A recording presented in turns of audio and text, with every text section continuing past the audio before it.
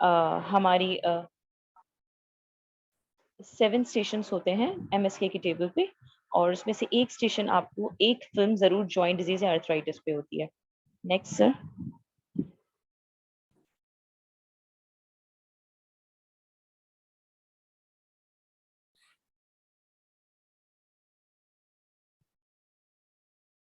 Joint disease को हम medic, infectious and neuropathic joints, ये सब आपको बातें पता है, तो हम फिल्म्स की तरफ जाते हैं। ठीक है, नेक्स्ट सर।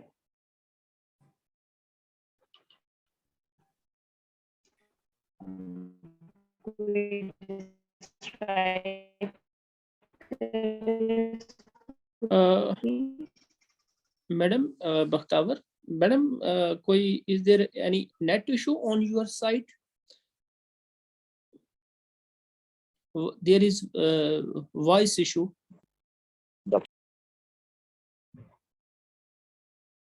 हेलो। जी जी जी जी जी मैडम। सर, कोई भी डिस्क्राइब कर दे इसको। जी जी, वो डॉक्टर अंबर ये ले लें Yes, case. sir. Okay, I am provided with X-ray, both hands frontal projection of a skeletally matured patient, in which I can appreciate multiple erosions, predominantly subarticular, involving articular and subarticular, involving both the proximal and distal interphalangeal joints of both hands, with marked osteopenia. I can also appreciate increased joint space and periarticular osteophyte formation as well. However, I cannot find any soft tissue calcification or associated soft tissue thickening. Findings are in keeping with osteoarthritis. ठीक है। Doctor अंबर, मैं आपकी बात बता दूं, hands में आपको कभी भी ऑस्टियोआर्थराइटिक चेंजेस नहीं दिखाएंगे एग्जाम पॉइंट ऑफ व्यू से। और जब भी बायलैटरल सिमेट्रिकल हैंड्स दिखा रहे हैं तो आपको ये देखना है कि या तो वो इसलिए दिखा रहे हैं कि सिमिलर चेंजेस हैं, या तो वो आपको डायग्नोसिस तरफ जरूर लेके जाना चाह रहे होंगे। कोई भी एग्जाम में फिल्म बिला वजह नहीं दिखाएंगे, जो भी दिखाएंगे जरूर उसका कोई ना कोई मकसद होगा। ठीक है, तो मैं आपको बताती हूँ, x-ray hand and x-ray pelvis are most important x-rays जब एग्जाम की बात आती है। तो नेक्स्ट स्लाइड सर। जी मैडम।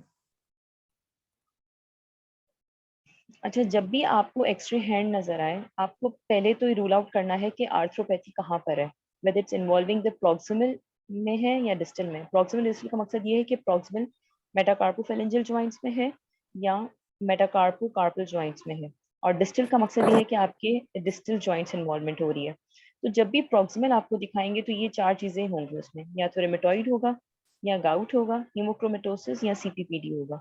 और डिस्टल में होगा तो सोरियासिस, रीटर्स, ऑस्टियोआर्थराइटिक। और ऑस्टियोआर्थराइटिक चीजें बहुत रेयर हैंड में एग्जाम पॉइंट ऑफ व्यू से दिखाएंगे। कुछ टिप्स हैं जो आप लोगों को पता होनी चाहिए जब भी हैंड एक्सरे आप लोग देखेंगे।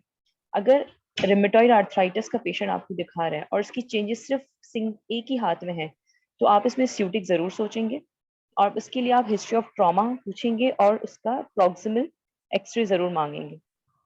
इसी तरह से अगर सबलक्सेशन दिखा रहे हैं तो आपको सिर्फ 3 डीडी जहन में डालनी है, that is SLE, rheumatoid and psoriasis. और फिर उसके बाद आप बाकी चीजें ढूंढेंगे किसी एक डायग्नोसिस पे पहुंचने के लिए। आपने बहुत अच्छा बताया कि सॉफ्ट टिश्यू कैल्सिफिकेशन नहीं है।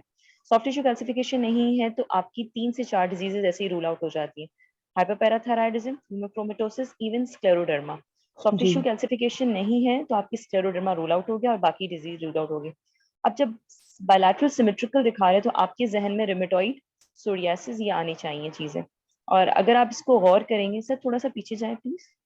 जी psoriasis वाली पिक्चर लगती है। सोरियासिस जो होगा ना, डिस्टल इन्वॉल्वमेंट कराएगा। आपने खुद ही बोला था कि प्रॉक्सिमल इन्वॉल्वमेंट प्रॉक्सिमल है, में, हाँ। और पेरी जी, आर्टिकुलर ऑस्टियोपिनिया आपने बहुत जबरदस्त वर्ड बोला था। जब पेरी आर्टिकुलर ऑस्टियोपिनिया आ जाए, बायलैटरल हैंड्स दिखा रहे हैं, रोमाटाइड आते हैं जी, तो रिमेटॉइड आर्थराइटिस हो रोमाटाइड आ जाएगा। जाएगा जी। ठीक है, अगर आप और इसमें गौर करें तो प्रॉक्सिमली ज्यादा इन्वॉल्व है बनिस्बत distal. Even wrist joint, carpal joints, metacarpophalangeal joints and carpometacarpal joints में। ठीक है। मैडम, और अब इसमें से और सोरियासिस ऑस्टियोआर्थराइटिस में फर्क कैसे करेंगे इसी एक्सरे पे? किसमें? इसमें और रूमेटॉइड में, ऑस्टियो में और रूमेटॉइड में इसी एक्सरे पे? देखिए इरोजन्स, मार्जिनल इरोजन्स आपको रिमेटॉइड में मिलेंगी, और ऑस्टियोआर्थराइटिस जो होगा ना फिंगर्स में जो आएगा वो सिर्फ इरोसिव ऑस्टियोआर्थराइटिस होगा, और वो डिस्टल इन्वॉल्वमेंट कराएगा, जी और वो टिपिकल सीगुल अपीयरेंस होगा, प्रॉक्सिमल उसमें बिल्कुल नॉर्मल होंगे। ठीक है ठीक है, जी ठीक वैसे है तो आपको नॉर्मल लाइफ में नजर आ सकते हैं, लेकिन एग्जाम में हैंड्स में कभी भी ऑस्टियोआर्थराइटिस नहीं दिखाएंगे। ठीक है ठीक है, थैंक यू जी थैंक चले you next sir.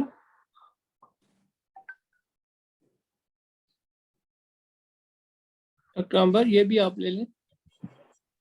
I'm provided with extra both hands frontal projection of a skeletally mature patient in which I can appreciate there is soft tissue thickening appreciated predominantly involving the left hand, uh, index and middle finger. Uh, bone density is normal to increased. I can appreciate multiple erosions in the subarticular location.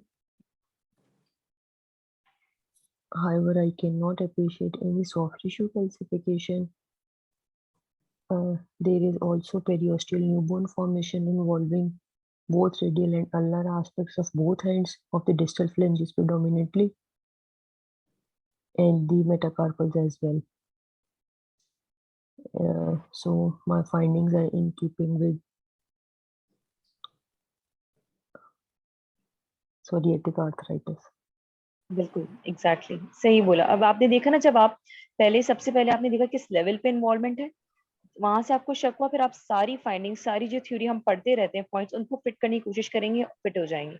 लेकिन picking point आपकी ये हुई कि आप पहले देखेंगे proximal involvement है, distal involvement है, सबलक्सेशन है नहीं है। इसमें सबलक्सेशन थी तो वही 3 डीडीज आपके जहन में आनी चाहिए, लेकिन एसएलई हमें पता है वो नॉन एरोसिव होती है। ठीक है, तो एसएलई रूल आउट हो गया। अब बाकी बचा सोरियासिस एंड रिमेटॉइड, और सोरियासिस में अगेन बोन डेंसिटी सबसे बेस्ट होता है इसमें डिफरेंशिएट करने के लिए। Bone density normal to increase रहती है सोरियासिस में, और रिमेटॉइड में पेरियार्टिकुलर ऑस्टियोपेनिया होती है। ठीक है, next sir. Thank you, madam. Madam subluxation थी सर ये थम्स पे आ रही है ना, ये इसी के आगे मैंने एक और भी है सबलक्सेशन वाला एक्सरे। जी बिल्कुल।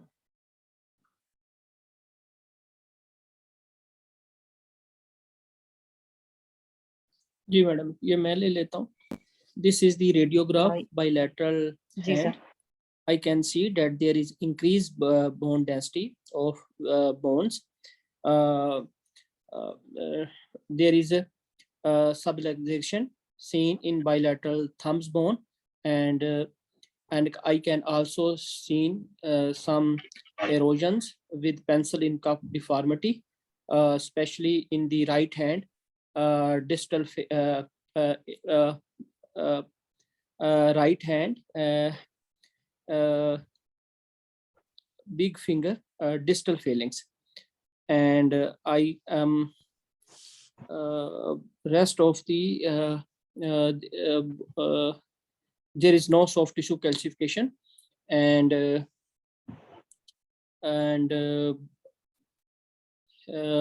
so after concluding my finding, this is a case of the psoriatic arthropathy.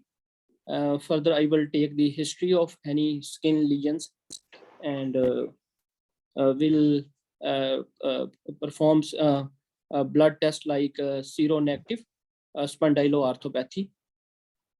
Exactly बिल्कुल सर, सर यही पॉइंट थी। अब इसमें भले जॉइंट्स नॉर्मल है, लेकिन सबसे पिकिंग पॉइंट ये कि यहाँ पे सबलक्सेशन बहुत ज्यादा है और पेंसिल डिफॉर्मिटी बहुत ज्यादा है।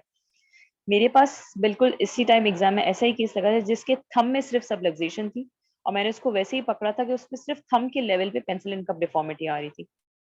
तो थोड़ी थोड़ी अगर हम टिप्स याद कर लें कि अगर ये चीज मिलेगी तो हम ये 3 चीजें सोचेंगे और फिर इसमें डिफ्रेंशिएट करेंगे, तो वो ज्यादा ईजी हो जाता है। वरना जॉइंट डिजीज इतनी ज्यादा है, आप जो चीज फिट करने की कोशिश करेंगे वो फिट हो जाएगी, लेकिन कुछ पर्टिकुलर सब डिजीजेस की कुछ पर्टिकुलर पॉइंट्स हैं जिस पे आपकी ग्रिप होना बहुत जरूरी है। ठीक है, नेक्स्ट सर। डॉक्टर बख्तावर, मेरा भी एक क्वेश्चन है। ये जो इससे पिछली वाली इमेज थी उसमें भी जो मेटाकार्पोफेरेंशियल थी उस लेवल पे जी थोड़ी है ना पेंसिल इनकप, ये राइट थर्ड में मेटाकार्पोफेरेंजियल और सेकंड लेफ्ट में इसको भी हम पेंसिलिन कप कह सकते हैं ना? को मेरी आवाज आ रही है मैम? जी, आपकी आवाज मैडम आ रही है। डॉक्टर बख्तावर की आवाज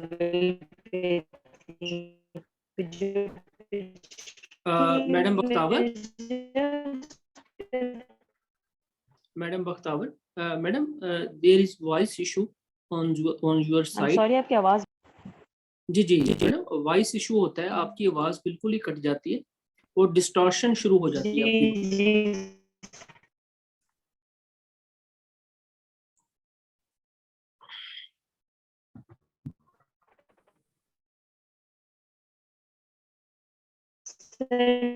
मेरी मैडम आप, आवाज हाँ आप मैडम आप एक दफा हेलो डिस्कनेक्ट होकर जी दोबारा से ज्वाइन करें मैडम बख्तावर। ठीक है जी सर, मैं जी दोबारा मैडम करती दोबारा हूँ। से प्लीज। जी आपकी आवाज मैडम बिल्कुल डिस्टॉर्ट हो जाती है। ठीक है सर, मैं दोबारा ज्वाइन करती हूँ। जी जी जी मैडम जी।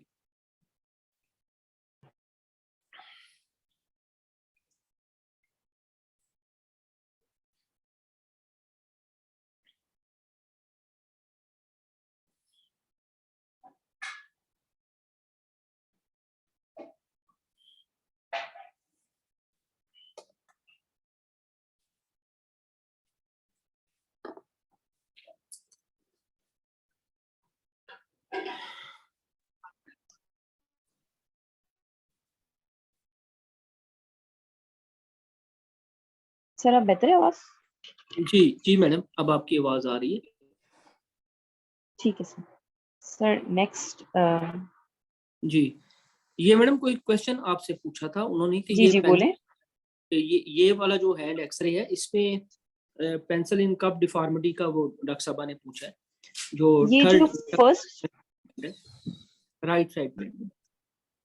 जी सर, एक तो मोस्ट प्रोमिनेंट जो आ रही है ये फर्स्ट मेटाकार्पोफेरेंजियल जॉइंट पे आ रही है। Sorry, first proximal first proximal pharyngeal joint पे आ रही है पेंसिलिन कप डिफॉर्मिटी। और बाकी आप कहाँ पे कह रहे हैं? Third finger of right hand. Yes madam, metacarpophalangeal joint पे मैडम। जी सर, वहां पे भी है बिल्कुल। ये भी इसी टाइप की है एग्जैक्टली, पेंसिलिन कप डिफॉर्मिटी कहेंगे इसको।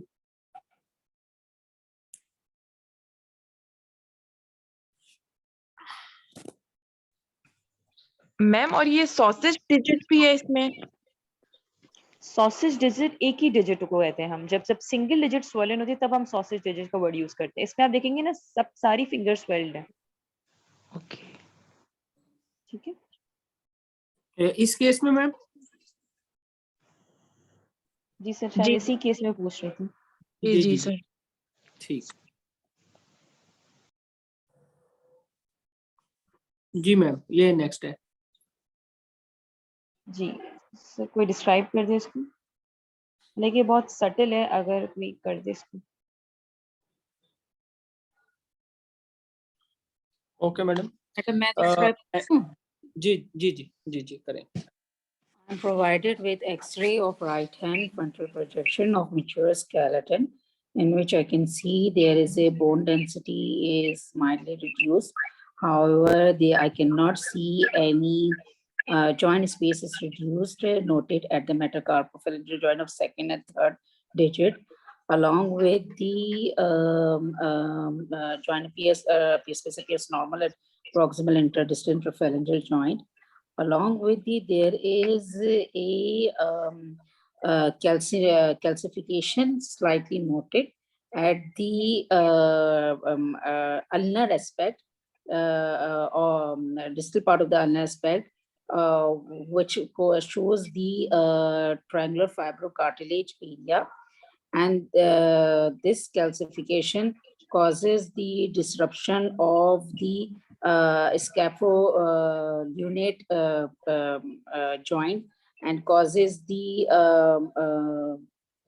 proximal movement of the capitate over the lunate. So its diagnosis is the most probable diagnosis, the chondrocalcinosis for this. And Your diagnosis? chondrocalcinosis for this, and I would like to work up for this chondrocalcinosis to see the X-ray of knee joint for the calcification in the articular cartilage and menisci, and that's crystal depositions leading to arthritis. And then on my other differential includes the gout, but hello, आवाज नहीं हो रही. जी जी बोले. However, the differentials includes the gout, and for this I will go for the, but in gout I will see the marginal erosions mostly with joint space preserved and bone mineralization. And for this we can do the dual energy CT for to see the differentiate between gout and chondrocalcinosis, but this is the case of chondrocalcinosis. Your Not name, see- Dr. Aisha, right? Hanging edges, erosions. जी. अच्छा नहीं doctor Ayesha देखें, जब भी आप x ray देखें ना किसी भी फिल्म पे, आप अपने जहन में उसकी डायग्नोसिस पहले बनाएं. अगर आपको वो समझ नहीं आता, देन स्टार्ट द डिस्क्रिप्शन, मतलब फिर आप अप्रोच बनाएं अपनी. लेकिन आप जिस तरह से जा रही थी chondrocalcinosis is just a finding, this is not a diagnosis. ठीक है, आपने स्टार्ट बहुत अच्छा किया, प्रॉक्सिमल सेकंड एंड थर्ड पे नैरोइंग है. आई थॉट आप पहुंच सॉरी, दैट इज सीपीपीडी. मैं बार बार वो chondrocalcinosis बोल रही थी, मतलब बोलना वो चाह रही थी सीपीपीडी, वो बोला नहीं मैंने, sorry. CPPD can be good differential. Exactly, क्योंकि जब आपने प्रॉक्सिमल देखा तो आपके जहन में वही सॉरी 4 बोल पॉइंट्स नहीं रही थी वो. नहीं श्योर, बोल नो रही इशू, वो सोच कुछ और रही थी. कोई बात नहीं. नहीं तो this is a good differential. CPPD का मोस्ट कॉमन डिफरेंशियल क्या है? सीपीपीडी का मोस्ट कॉमन डिफरेंशियल जो है ना वो हीमक्रोमेटोसिस है, लेकिन उसमें ना हुक लाइक ऑस्टियोफाइट्स सब में मिलेंगे इन मेटाकार्पल्स पे. इन हीम सब में पे नहीं मिलेंगे आपको, सेकंड और थर्ड पे कॉमन मिलेंगे. सिर्फ सेकंड और थर्ड पे मिलेगा जी. और इस पे देखिए, इसमें सेकंड और थर्ड पे आ रहा है, और हीम में सब में मिलेगा, सारे मेटाकार्पल्स पे हुक लाइक ऑस्टियो. दोनों 7 डीडीज में आ सकते हैं, लेकिन सीपीपीडी बहुत ज्यादा ऑस्टियोआर्थराइटिक चेंजेस के साथ होगा. जी. ठीक है, हुक लाइक ऑस्टियोपाइट दोनों में आएंगे, लेकिन सीपीपीडी को पकड़ने का तरीका ये कि उसके अंडरलाइंग डीजेनरेटिव चेंजेस बहुत प्रोमिनेंट होंगी, जो इसमें इतनी नहीं है. इसमें अगर आप गौर करेंगे तो सेकंड और थर्ड पे सिर्फ हुक लाइक ऑस्टियोफाइट है. हाँ, एक दोनों रेडियल तरफ नहीं, एक रेडियल है एक अल्नर तरफ है, लेकिन ये सिर्फ hook like osteophytes decrease proximal joint space, तो ये हीमोक्रोमेटोसिस ज्यादा फेवर कर रहा है. ओके. और जिसको आप टीएफसीसी कैल्सिफिकेशन कह रही थी, वो इसमें इतनी ज्यादा प्रोमिनेंट नहीं है. इसको पकड़ना हुक लाइक ऑस्टियोफाइट से था, और सबसे अप्रोच बेहतर ये थी कि आप पहले प्रॉक्सिमल आर्थ्रोपैथी आपने पकड़ा, फिर आपके जहन में वो 4 पॉइंट्स आ गए, 4 डीडीज आ गए, और फिर आप उनको डिफरेंशिएट करती चली गई. ठीक है. और गाउट आपने बोला था, गाउट हमेशा ओवरहैंगिंग के साथ होगा, या उसकी जो स्वेलिंग होगी वो डेंस स्वेलिंग होगी. Tophus swelling is always a dense swelling. ठीक है. Respected madam Bakhtawar, madam sir. जो आप प्रोक्सिमल कह रहे हैं मैडम, उसमें ये रिस्ट जॉइंट भी आ जाता है और मेटाकार्पोफ्लेंजुअल जॉइंट, इसको आप प्रोक्सिमल कहेंगे मैडम, कह रहे हैं? जी सर, रिस्ट जॉइंट नहीं आएगा इसमें. इसमें मेटाकार्पोकार्पल एंड मेटाकार्पोफेलेंजियल जो आपने मार्क किया है, ये होंगे प्रॉक्सिमल आर्थ्रोपैथी. मतलब आप कह रहे हैं मेटाकार्पोकार्पल एंड मेटाकार्पोफ्लेंजियल. ठीक मैडम, एग्जैक्टली. ये दो जो हैं. ठीक, एक ये और एक ये. ठीक मैडम, जज़ाकल्लाह मैडम. Okay sir, welcome. जी मैडम, नेक्स्ट कर दूं प्लीज? जी सर, नेक्स्ट कर दें प्लीज.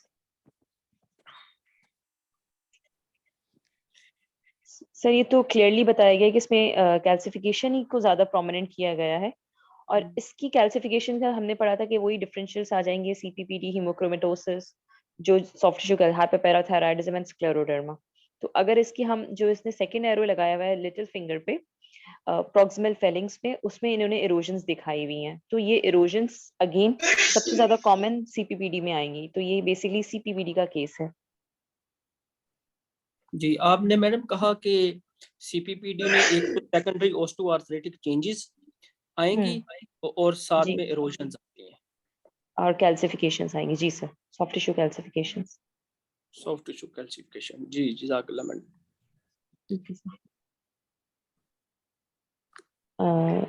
चले कोई डिस्क्राइब कर दे, इसकी डायग्नोसिस लिखी हुई लेकिन आप इसको डिस्क्राइब करें, अप्रोच जो बनाई है उसी हिसाब से कोई भी कर दे। मैं कर दूं जी मैडम? जी करें करें। I'm provided with X-ray of hands, of both hands, frontal projection, mature skeletal mature patient, in which I can see there's a bone density is preserved. Along with the, I can see there will be the involvement of the distal phalanges, proximal and distal phalanges is noted, along with seen with the central erosions, with marginal osteophytes are noted most prominently at the proximal interphalange of the third and fourth of left hand, and similarly on third or fourth finger of the right hand. And this showing the gulving sign. This gulving erosive, as far as the bone density is maintained, and I'm is maintained with the showing the erosive osteoarthritis.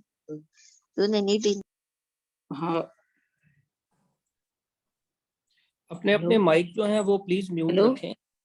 जी जी जी जी हाँ। Doctor, वो जी। बीच में disturbance हो गई थी शुरू। जी जी, Uh, I will request you कि प्लीज अपने अपने माइक जो है ना वो म्यूट रखें। जी जी Yes, madam. I can see this bone density is preserved, which is indicating into the osteoarthritis, the disease. But in this, there is preservation or but involvement of the proximal and distal interphalangeal joint with erosion. So when bone density maintained with erosions, it's known as erosive osteoarthritis. Otherwise, bone osteoarthritis has no osteopenia and no erosions. While in this, I can see the gulving erosions at the proximal and distal fingers, phalangeals. So it is erosive osteoarthritis. जी बिल्कुल, very good. Again अब आपको समझ में आ गया कि hands को approach कैसे करना है। एक्सरे हैंड इज जी। Very important from exam point of view. और ठीक। हैंड में आपको कुछ ही गिनी चुनी चीजें दिखाएंगी, तो हम्म। बजाय कि आप लोग बड़ी बड़ी लिस्ट याद करें, आप पहले डायग्नोस करें और फिर उस पे पॉइंट्स फिट करने की कोशिश करें। और डायग्नोसिस का तरीका ये है कि आप सारी फाइंडिंग्स मत ढूंढें, जो कुछ फाइंडिंग्स है उनको ढूंढें और उन पे आप ज्यादा फोकस करके बाकी चीजों को फिर ढूंढें। ठीक है, चलिए नेक्स्ट। सर आपकी प्रेजेंटेशन नजर नहीं आ रही। जी जी मैडम। डॉक्टर अंबर, आपको नजर आ रही है तस्वीर? जी सर आ रही है, शोल्डर पे। जी जी ठीक है सर, जी डिस्क्राइब सर ये करें। आप ले लें, सर ये आप लें। मैं ओके। कर लूं ये? जी जी करें करें। X-ray shoulder frontal projection. There is reduced joint space of the glenohumeral joint space is reduced with irregularity of both the humeral head and the glenoid surface. There is some erosion and irregularity of the distal end of the clavicle also. And increased acromio-humeral distance. My diagnosis would be rheumatoid arthritis of the shoulder. I would like to do next. I would like to do serology for ruling out rheumatoid arthritis. My differentials would include septic arthritis also, and septic arthritis only. And next, I would like to do CT and MRI of the shoulder. ठीक है doctor साहब, आप next वाला भी आप ही ले लें। Sir next कर दें please. Ji madam ji.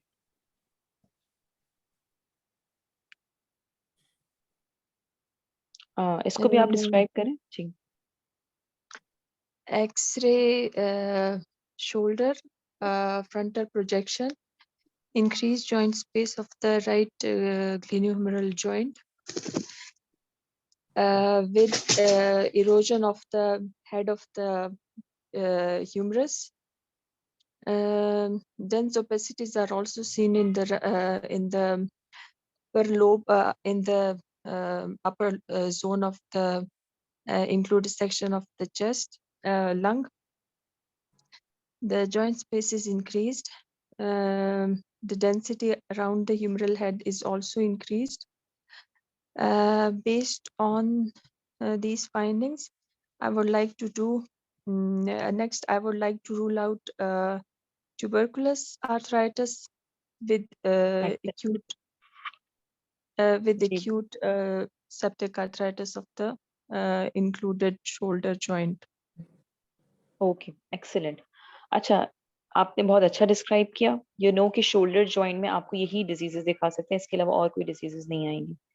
TB versus rheumatoid पे बहुत अच्छी ग्रिप होनी चाहिए।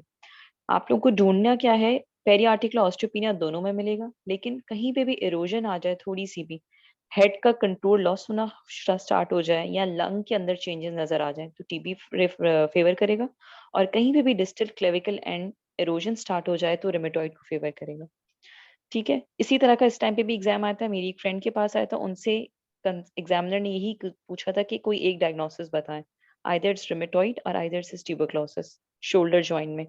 तो उन्होंने इन कुछ चीजों से हेल्प ली थी, एक लंग में चेंजेस तो टीबी, क्लेविकल रिजॉर्प्शन रूमेटॉइड। अगर शोल्डर जॉइंट से पता आपको अंदाजा नहीं हो रहा, रूमेटॉइड के अंदर जॉइंट स्पेस लॉस होगी लेकिन हेड का कंटूर बिल्कुल नॉर्मल रहेगा।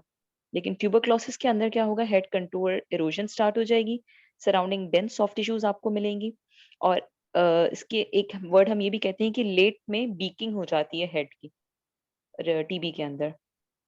ठीक है Okay. सर, अच्छा नेक्स्ट मैडम, करिए। लास्ट स्लाइड जी, दिखा दें, उसमें क्लेविकल में चेंजेस नजर आ रही है लेटरल एंड पे। नहीं इतनी अच्छी नहीं है इसमें, क्लेविकल चेंज इतनी प्रोमिनेंट नहीं है, लेकिन जो एग्जाम में होती है वो प्रोमिनेंट होती है। एग्जाम हमेशा आपको यूनिफाइंग डायग्नोसिस के वाला दिखाएंगे, कभी भी उसमें डीडी की गुंजाइश नहीं होगी अनटिल अनलेस एग्जामिनर खुद नहीं कहता डीडी। आप पहले डिफरेंशियल्स बताएं और फिर अपनी एक डायग्नोसिस जरूर बता दें।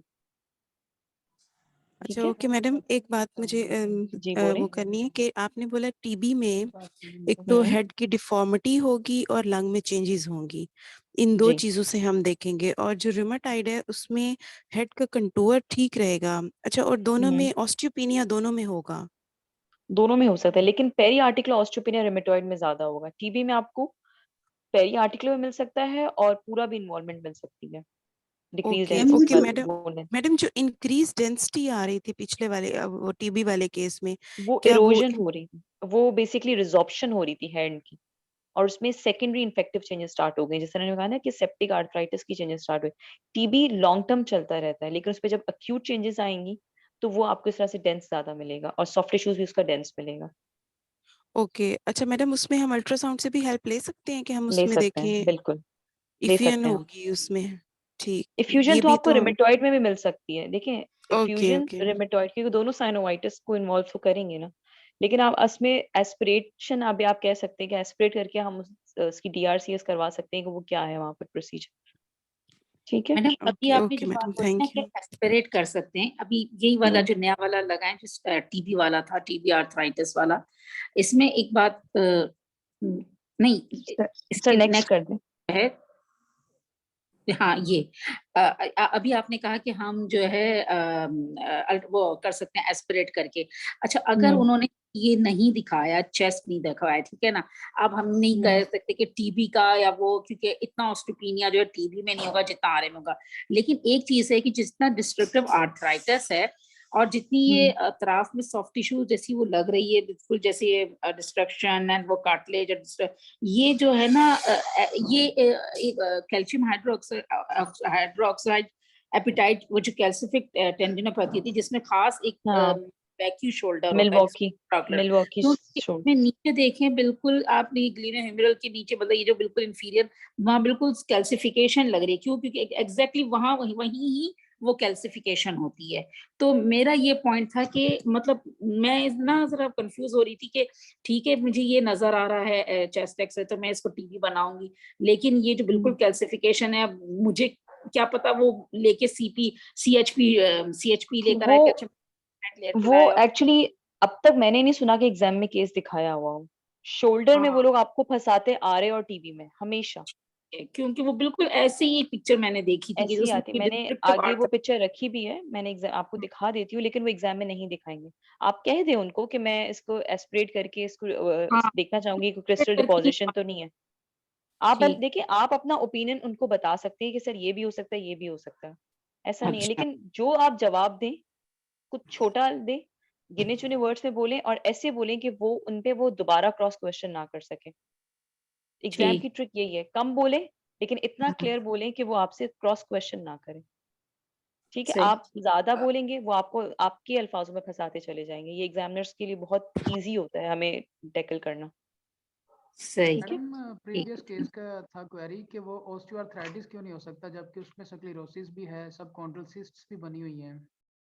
Sir osteoarthritis weight bearing bones में ज्यादा होता है। शोल्डर में ऑस्टियोआर्थराइटिक चीजें इतना जल्दी नहीं आती इस तरह से। आप अगर मैम आपको देखेंगे, पेरी आर्टिकुलर ऑस्टियोपीनिया है इसके अंदर, और पेरी आर्टिकुलर ऑस्टियोपीनिया आरए को ज्यादा फेवर करता है। मैडम ये इस केस की बात कर रहे हैं डॉक्टर वकार आप? जी जी सर, इसमें ये सबकॉन्ड्रल सिस्ट भी लग रही है, जैसे जो एरो लगा हुआ है ना, सबकॉन्ड्रल सिस्ट भी लग रही हैं, तो मुझे डाउट था कहीं ऑस्टियोआर्थराइटिस के साथ ये कंफ्यूज कर सकता है। और थोड़ी सी सर जैसे आर्थरोसिस भी हुई हुई है इंफीरियर एंड पे उसके। नहीं, आप सही कह रहे हैं, लेकिन मैं आपको बता रही हूँ ना, ऑस्टियोआर्थराइटिस आपकी वेट बेयरिंग बोन्स में ज्यादा होता है, नी जी मैडम। हिप में ज्यादा होता है। शोल्डर में ऑस्टियोआर्थराइटिक चेंजेस कम होंगे। या आप इसको ये भी कह सकते हैं कि मैं बायलैटरल शोल्डर करवाएंगे। अगेन रिमेटॉइड में सिमेट्री बहुत इंपॉर्टेंट है। ठीक। ठीक है जी मैडम, थैंक यू। जी मैडम। जी, ओके। So next. और मैडम वैसे इसमें ये भी एक बात है कि जो रिमोटाइड आर्थराइटिस होता है इसमें इरोजन्स होती हैं, और जो ऑस्टियोआर्थराइटिस है that is a non erosive arthropathy. हाँ, लेकिन शोल्डर में आप इरोजन इतनी इजीली पिक नहीं कर सकते आरए की, सही वो सही। बहुत छोटी सी होती हैं। ठीक है, ठीक। न्यूरोपैथिक जॉइंट दिखा सकते हैं, लेकिन वो शोल्डर में लेस लाइकली दिखाएंगे आपको। न्यूरोपैथिक के तो वही फीचर्स आपको पता है, लेकिन वो कम दिखाएंगे। ज्यादातर आरए और टीबी में ही आपको ज्यादा वो फंसाएंगे। ठीक है जी मैडम। Sir, next. जी डॉक्टर वकार आप ले लेंगे सर। जी sir.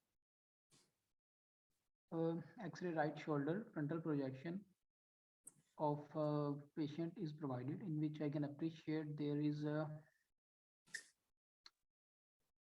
is contour deformity of the humeral head and glenoid cavity. However, lateral end of clavicle is unremarkable. No abnormal soft tissue calcification or ossification noted. Chest visualized part of chest is unremarkable.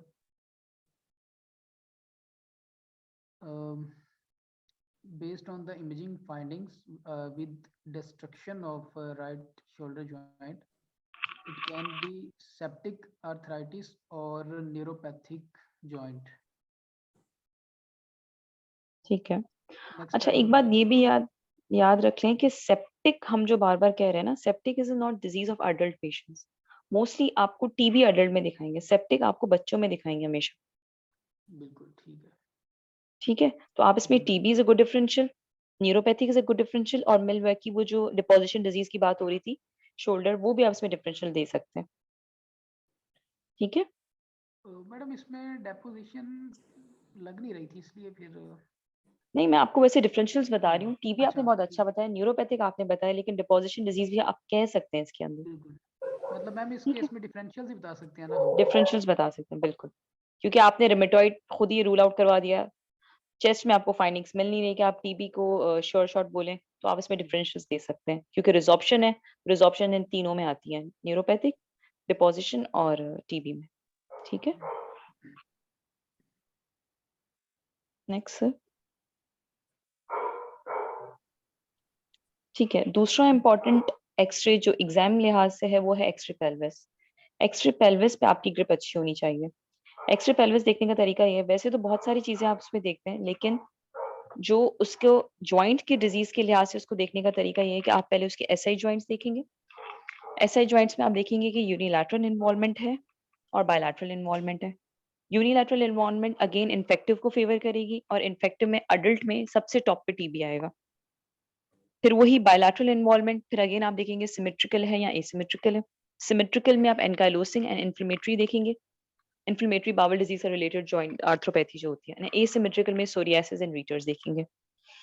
इसके अलावा आप वहीं पे hip joint भी देखेंगे, hip में भी again unilateral same infectious, bilateral symmetrical osteoarthritis and bilateral symmetrical rheumatoid भी आ सकता है, एनकाइलोसिंग भी आ सकता है, और बायलैटरल एसिमेट्रिकल में आप ऑस्टियोआर्थराइटिस देखेंगे। ठीक है, ये स्लाइड समझ में आ गई सबको, क्योंकि यही चीजें आपको एक्सरे पेल्विस में इंपॉर्टेंटली दिखाएंगे। ठीक है सर, नेक्स्ट एक्सरे लगाएं।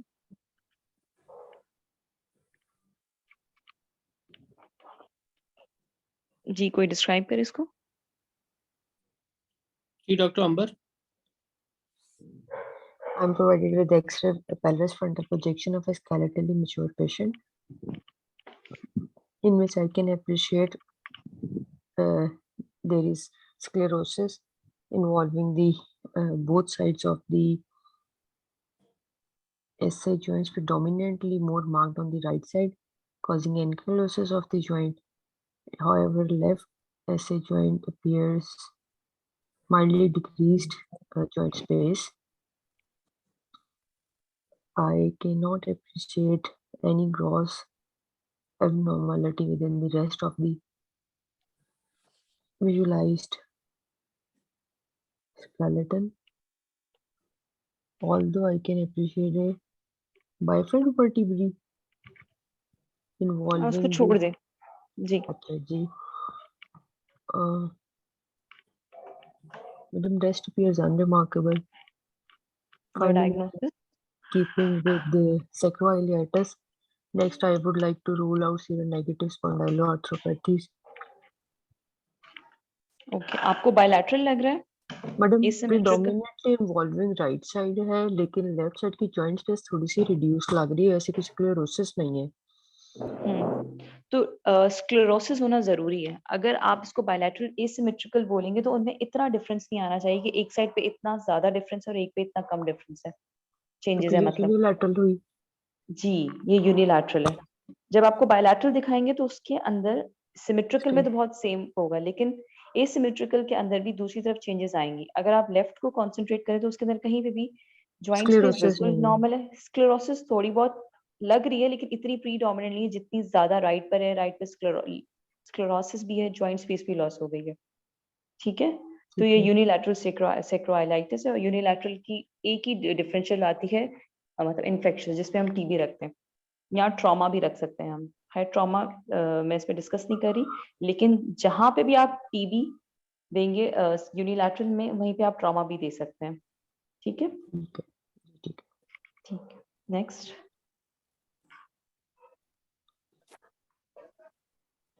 जी डॉक्टर अंबर आप ले लें। Okay, I'm provided with the X-ray pelvis frontal projection of a skeletally mature patient, in which I can appreciate there is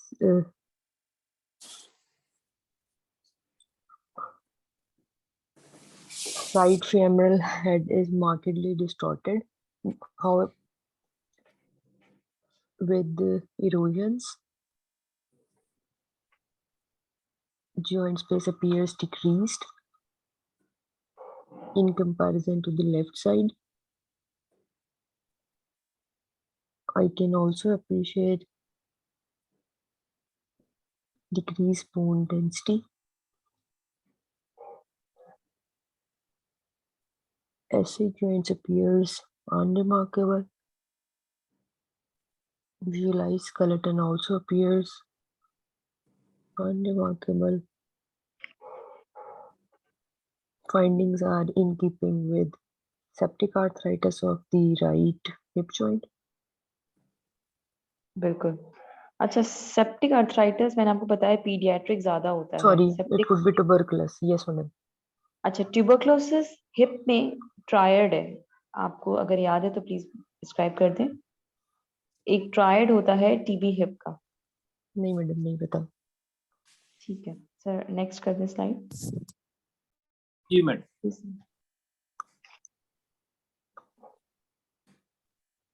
फेमस्टर triad होता है जो टीबी हिप के लिए होता है। अब तो ये हर जगह टीबी के लिए लग जाता है, लेकिन हिप पे ज्यादा हम इसको काउंट करते हैं। जक्स्ट्रा आर्टिकुलर ऑस्टियोपेनिया या osteoporosis, peripheral erosions and gradual narrowing of the joint space. अगर आप इसी एक्सरे में सर 1 मिनट पीछे कर दें प्लीज। इन सारी तीनों चीजों को लगाएंगे तो आपको समझ आ जाएगा पेरी आर्टिकुलर ऑस्टियोपेनिया भी है, इरोजन्स भी है और जॉइंट स्पेस लॉस भी हो गई। ठीक है, तो जी ये मैडम। टीबी हिप का केस था। ठीक, थैंक यू। ठीक है, सर नेक्स्ट। लेफ्ट अच्छा, ये किसी ने राइट का मार्क किया है ये? जी जी मैडम, ये क्या इशू है इसका लेफ्ट का? नहीं, ये वो है ओवर वो है एक्सपोज्ड है या वो है, लेकिन कोई इस पे है नहीं। But this is not any abnormality. ये अगर आप इसको देखेंगे तो ये कंटिन्यू हो रहा है विदाउट सराउंडिंग ट्रेबिकली के साथ। आई थिंक डॉक्टर वकार ने मार्क किया था। जी जी। किया था। और ये मैम राइट वकार, वकार आपकी आवाज बहुत दूर से आ रही है। सर अब आ रही है आवाज? अब आ रही है? नहीं, वही है, जरा थोड़ा दूर है बैठी। अच्छा, अभी भी नहीं आ रही? मैडम एक क्वेश्चन जी। था, टीबी आर्थराइटिस और सेप्टिक आर्थराइटिस का डिफरेंस एक दफा बता दें। देखिए, इन्फेक्टिव आर्थराइटिस में दोनों आते हैं, लेकिन टीबी अडल्ट में आता है एंड सेप्टिक जो होते हैं वो पीडियाट्रिक एज ग्रुप में ज्यादा कॉमन है। लेकिन आप इसको इन्फेक्टिव आर्थराइटिस करके बोल सकते हैं, लेकिन सेप्टिक हम बच्चों में ज्यादा कहते हैं, जबकि बच्चों में हम टीबी नहीं कहते और अडल्ट में हम टीबी ज्यादा बोलते हैं। ओके मैडम, एक जगह पे मैंने पढ़ा था कि टीबी में ऑस्टियोपेनिया अगर आ जाए तो आप उसको टीबी बनाएं।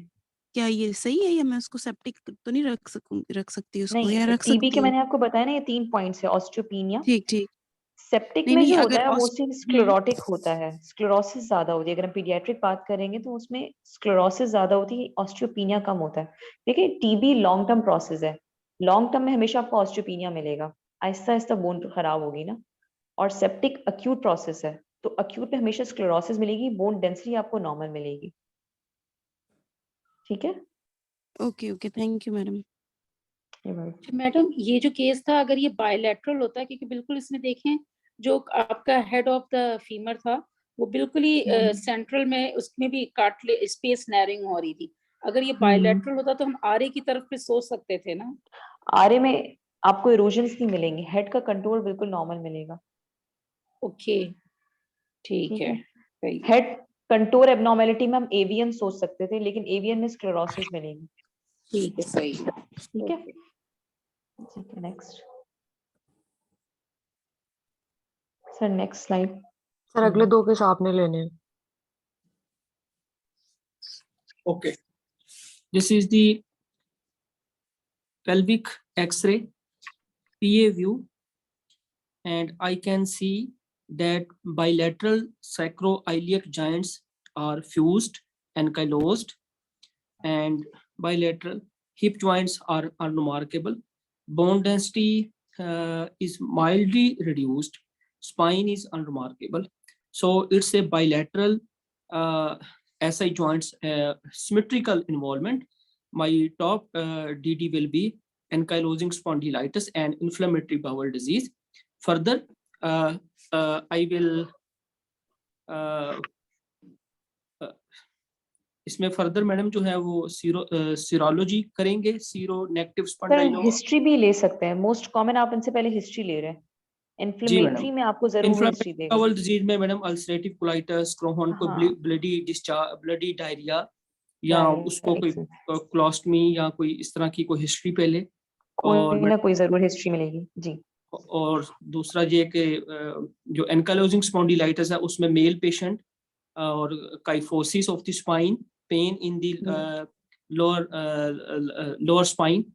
तो ये सारे मैडम मैं स्पाइन भी मजीद हम देख लेंगे, कोई एनकालोजिंग उसमें जो बम्बू स्पाइन है मैम। तो जी बिल्कुल, तो ये सब चीजें हम इसमें देखेंगे। और young male around 20 to 30 years ankylosing को ज्यादा फेवर करेगा। इन्फ्लेमेटरी वाला हमने पढ़ा है कि अल्सरेटिव और क्रोन्स जो होता है थोड़ा लेट एजेस में प्रेजेंट करता है। यस मैडम, ठीक है, चलिए जी नेक्स्ट। मैडम इसमें विस्करिंग भी आ रही है एट द टेंडन अटैचमेंट पे? थोड़ी बहुत है, लेकिन इतनी सिग्निफिकेंट नहीं है कि इस पे हम एनकाइलोसिंग। इसमें कैल्सिफिकेशन आपको सिर्फ मिल रही है सैक्रोट्यूबरस लिगामेंट की। अगर आप ये गौर से इसको ये देखें, वाली ये वो है ना कैल्सिफ, वो ये कह रही हूँ लिगामेंट कैल्सिफिकेशन है। Sacrotuberous ligament। जी मैडम नेक्स्ट कर दें। हेलो जी जी मैडम आपकी आवाज जी सर। डिस्टॉर्ट। जी जी जी सर जी। जी और अच्छा जो विस्करिंग होती है वो अलोंग द ischial tuberosities में आएगी। वही सर आप नेक्स्ट लगा दें, मैं वही बता देती हूँ विस्करिंग का। जी मैडम। जी इस केस ये में कोई मैडम वो डिस्क्राइब कर। हाँ इसमें आप देखें तो विस्करिंग बहुत ज्यादा प्रोमिनेंट है। जो विस्करिंग कह रहे थे अलोंग द ischial tuberosities आएंगी, इसको हम विस्करिंग कहते हैं मोस्ट प्रोबेबली। और इसमें भी बायलैटरल सेक्रोआइलाइटिस अगर आप देखें तो सिमेट्रिकल है। तो अगेन ये दोनों चीजें मिलाकर फिर उसका केस बन जाता है एनकाइलोसिंग स्पॉन्डिलाइटिस का। जी मैडम। ठीक है। और इसमें भी और गौर करें तो ये आपको बैम्बू स्पाइन जैसी भी इमेज लगेगी डिस्टल लंबर रीजन पे। जी यस यस मैडम अंडुलेटिंग वो पैटर्न शो हो हाँ रहा है। बिल्कुल बिल्कुल अनड्यूलेटिंग। ठीक है नेक्स्ट। ये वही बायलैटरल सिमेट्रिकल स्क्लेरोसिस मैंने दिखाने की कोशिश की है जो हमें इसमें मिलता है। सॉरी बायलैटरल एसिमेट्रिकल है। अगर आप इस पे फोकस करें तो लेफ्ट साइड पे ज्यादा है एंड राइट पे कम है। तो इसकी डिफरेंशियल्स क्या होंगी प्लीज कोई बता दे। Madam psoriatic arthropathy and Reiter's. अच्छा इसमें अगर आपसे कोई कहता है कि आप नेक्स्ट क्या करवाएंगे इन दोनों को डायग्नोस अगर आपको करना है तो। मैडम इसका इसमें मतलब हैंड का एक्सरे एक्सरे देखेंगे मैडम हैंड और hand foot. Hand and foot बिल्कुल। सिमिलर चेंजेस हैंड में आएंगी तो वो सोरियासिस है। वही चेंजेस फुट में आएंगे तो वो रीटर्स है। और रीटर्स वाला मेल होगा वही ट्रायड होगा इसके अंदर जो हम हिस्ट्री में पूछते हैं conjunctivitis urethritis and arthritis. Madam वही चेंजेस का क्या मतलब कि क्या मतलब जिस तरह सोरियासिस में हमने पढ़ा था bone density normal to increase होगी। इरोजन्स नहीं मिले हमें, जो मिलेंगी इरोजन्स हमने माउस लाइक इरोजन्स पढ़ी थी वो मिलेंगी। और पेंसिलियम कप डिफॉर्मिटी मिल सकती है। तो यही चीजें फुट में अगर आपको मिल रही हैं तो वो ओके रीटर्स पे प्रोमिनेंट होती हैं। जी जज़ाकल्लाह मैडम। ठीक है ठीक नेक्स्ट। ये कोई डिस्क्राइब कर दे। This is the X-ray pelvis PA view. I can see the right hip joint is joint space is narrowing at the superior aspect of the joint with sclerosis and subchondral cystic lesions.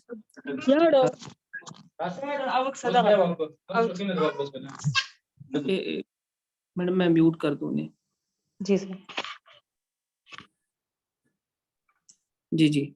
तो madam ये अब ये right side पे unilateral ये एक pathological process है right hip joint का जिसमें स्क्लेरोसिस भी आ रही है मैडम और लिटिक लीजन्स भी आ रही हैं। तो ये मैडम राइट साइड का ऑस्टियोआर्थराइटिस हो सकता है मैडम।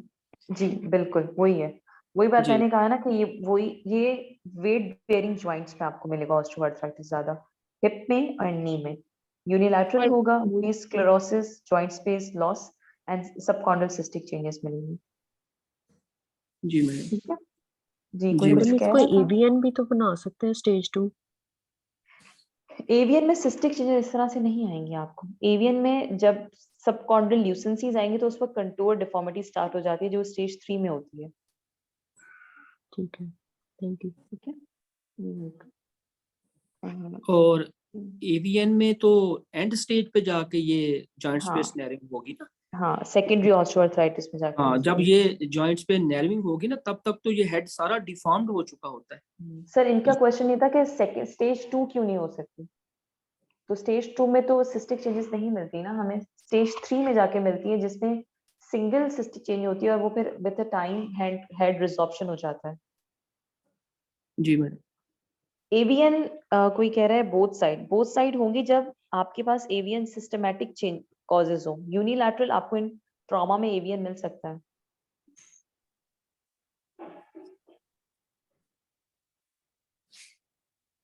ठीक है नेक्स्ट। अच्छा ये मैंने वैसे ही डाल दिया था आपको आगे बढ़ने से पहले कहीं पे भी आपको डेंस सॉफ्ट टिश्यूज मिले तो फर्स्ट डिफरेंशियल एडल्ट में गाउट होगा एंड चिल्ड्रंस में हीमोफीलिया होगा। उसके बाद सर नेक्स्ट जी मैडम। नी जॉइंट में जो डिजीजेस दिखा सकते हैं एग्जाम पॉइंट ऑफ व्यू वो osteoarthritis versus rheumatoid arthritis. Osteoarthritis हम हर वक्त रिपोर्ट करते रहते हैं कि उसमें bilateral asymmetrical joint space loss होगी जो मीडियल टिबियोफेमोरल कंपार्टमेंट में ज्यादा होगी, जबकि रूमेटॉइड में bilateral symmetrical joint space loss होगी। एक्सरे में नी में हीमोफीलिया वर्सेस जीआरए बहुत इंपॉर्टेंट है, आगे केस आएगा तो मैं आपको बता दूंगी। इसके अलावा पीवीएनएस एंड साइनोवियल ऑस्टियोकॉन्ड्रोमेटोसिस, ये जो दो डिजीज मैंने वर्सेस करके लिखी हुई, ये दोनों एक दूसरे की डिफरेंशियल्स हैं। फिर बाकी चीजें मजीद मतलब इनकी नी जॉइंट के अंदर फाइंडिंग्स ऑलमोस्ट सेम होंगी, लेकिन फर्दर इन्वेस्टिगेशन और फर्दर एक्सरे से फिर हम दोनों में डिफरेंशिएट करेंगे। ये आगे एक्सरेज आएंगे तो आपको आई थिंक क्लियर हो जाएगा ना सर। नेक्स्ट जी, this is the knee joint X-ray PA view. I can see that there is joint space narrowing and the bilateral condyles are enlarged and intercondylar notch is widened and no soft tissue calcification is seen. Bone density might reduce. So most likely this is a case of hemophilic arthropathy, ma'am. बिल्कुल sir. Differential juvenile idiopathic arthropathy. बिल्कुल। अब कैसे differentiate करेंगे इन दोनों को हम? Next क्या करवाएंगे आप? मैडम नेक्स्ट जो है वो जो उसमें तो टिपिकल हिस्ट्री होगी madam.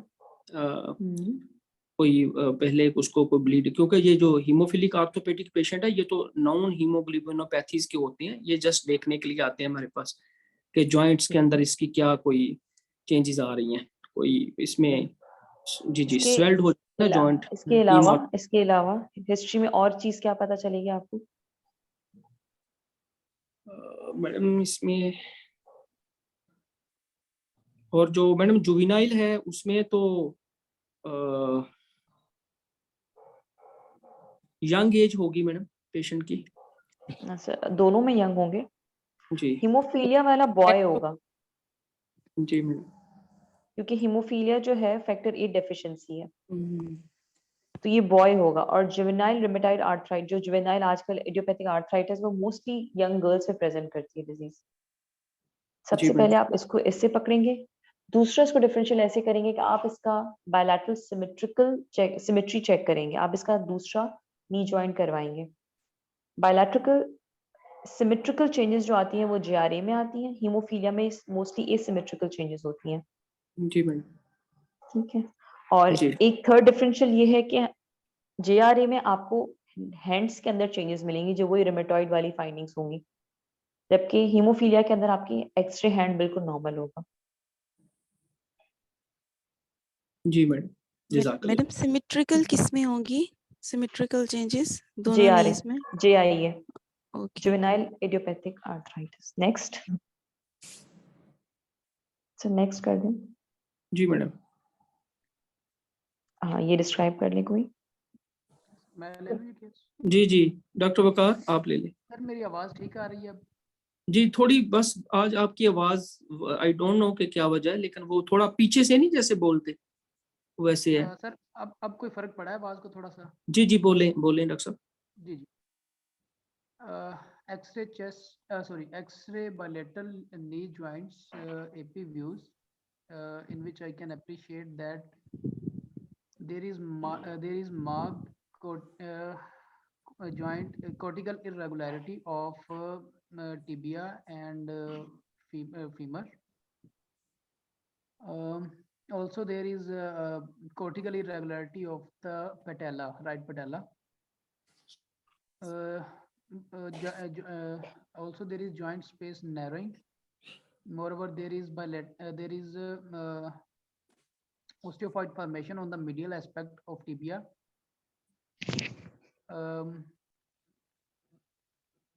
Bone density is mildly reduced in bilateral tibia and fibula. Left left knee joint seems unremarkable based on imaging findings and mature skeleton. It is most likely right-sided osteoarthritis knee joint. Osteoarthritis में symmetrical joint space narrow होगी right side अगर आप देखें।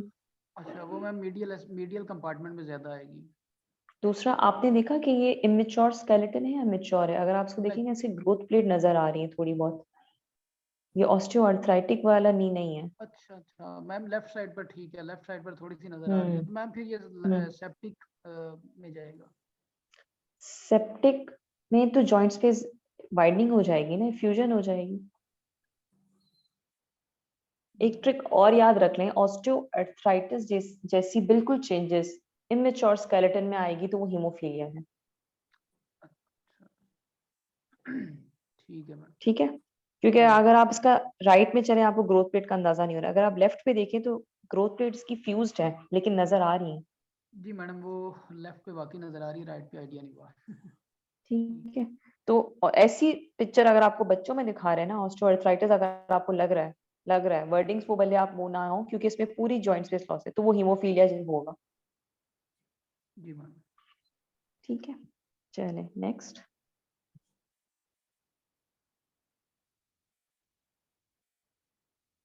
Sir next slide. Squaring of patella इतना clear नहीं था। वो lateral पे ज्यादा क्लियर होगा। जी मैडम, मैं ले लूं?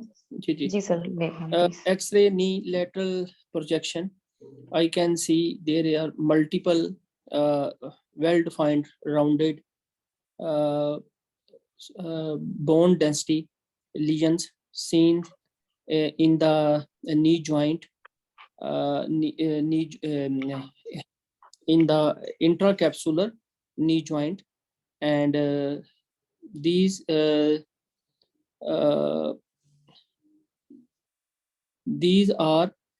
lesions are of same size, and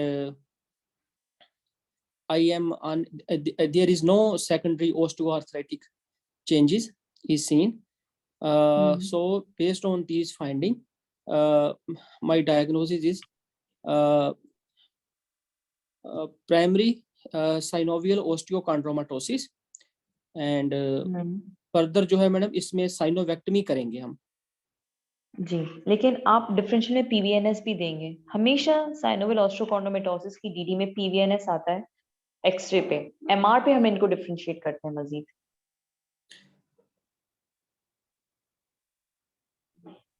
ठीक है मैडम पीवीएनएस जो है वो क्या एक्सरे पे हमें नजर आ जाएगा? वो इरोजन्स करवाएंगे, वो इरोजन्स की फॉर्म में होंगे। जी, इरोजन्स पे होंगे, लेकिन इस तरह वो बॉडीज तो नहीं होंगी ना? नहीं, इस एक्सरे पे तो बॉडीज आप नहीं। बिल्कुल, मैं यही कह रही हूँ, इस एक्सरे पे तो साइनोवियल है, लेकिन आप डिफरेंशियल्स में दे देंगे इसको।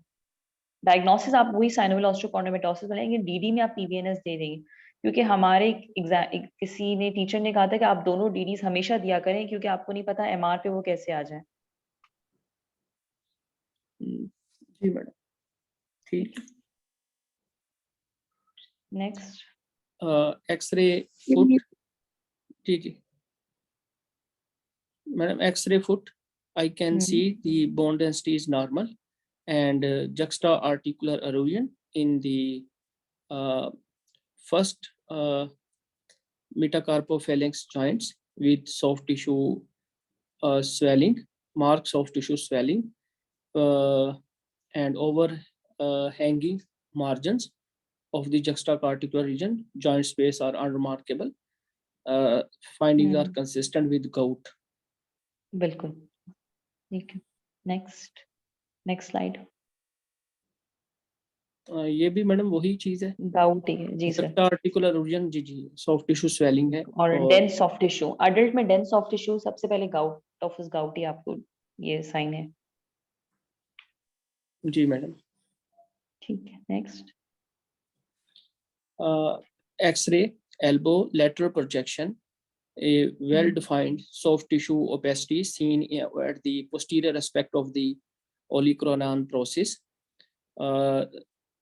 there is no internal calcification, and knee joint, elbow joint is unremarkable, and pre and post fat pad are unremarkable. Bone density is normal. So, ma'am, this is a case of olecranon bursitis. और sir, ये gout दूसरी है? Differentials gout. Gout. हाँ, ये मैंने elbow इसीलिए रखा था कि एल्बो में अगर कोई दिखाएंगे तो ये दो चीजें आपको बता सकते हैं, ओलिक्रोनन बर्साइटिस वर्सेस गाउट। बस उसमें फर्क ये होगा कि थोड़ी भी अगर ओलिक्रोनन पे इरोजन मिल जाए फिर तो गाउट 100% हो जाएगा, लेकिन इरोजन नहीं मिल रही तो आप दोनों डिफरेंशियल्स देंगे अगर एक्सरे एल्बो दिखाते हैं आप। जी मैडम। ठीक है, नेक्स्ट। सब फुट पे यही गाउट एंड रीटर्स दिखा सकते हैं, और ये कोई डिस्क्राइब कर ले। जी डॉक्टर अरबा। जी मैडम।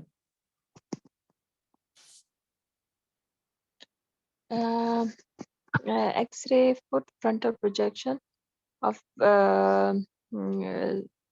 इसमें the maturity of the mature skeleton.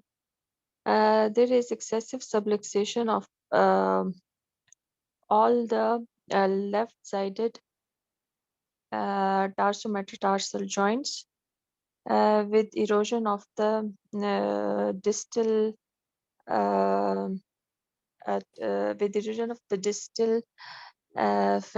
phalanges.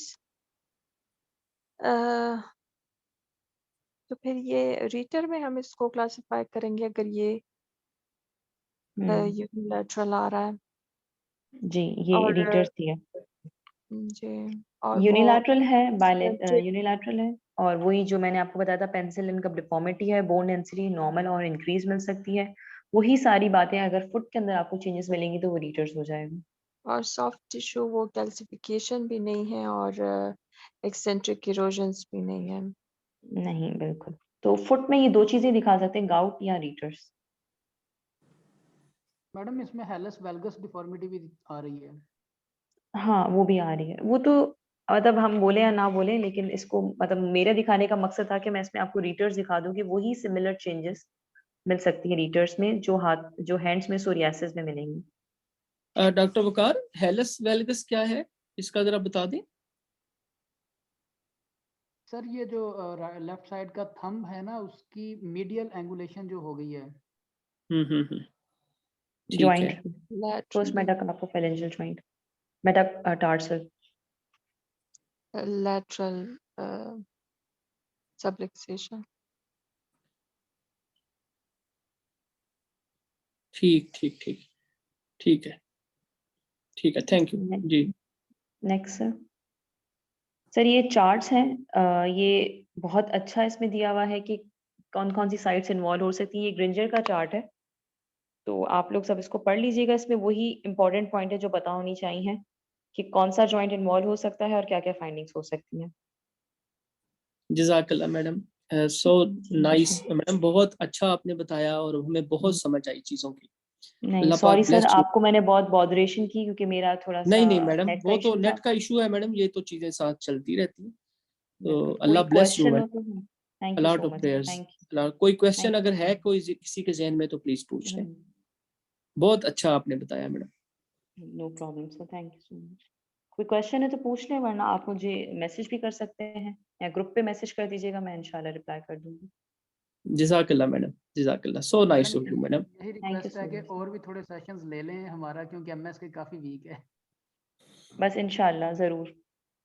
जो भी आपके टॉपिक्स हो, डॉक्टर नस्मा डॉक्टर नईम बहुत अच्छा कर रहे हैं माशाल्लाह से, और हमें भी आपने मौका दिया कि हम ले सकें।